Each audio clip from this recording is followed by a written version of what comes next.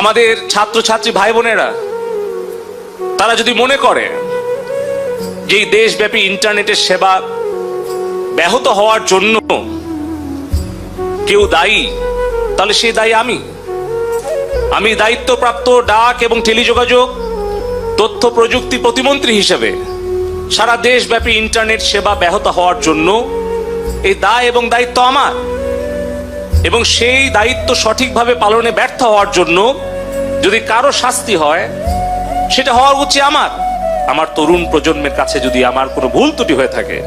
আমি করজোরে প্রকাশ্যে আমি ক্ষমা প্রার্থনা করছি। এবং এই ইন্টারনেট ব্যাহত হওয়া, এই সোশ্যাল মিডিয়ার গুজব প্রতিরোধে ব্যর্থ হওয়া, এই সকল কিছু দায় এবং দায়িত্ব ব্যর্থতা আমি নিজের কাঁধে তুলে নিচ্ছি এবং যে কোনো সিদ্ধান্ত আমি মেনে নেওয়ার জন্য আবারও প্রতিশ্রুতি আমি সকলের সামনে দিচ্ছি।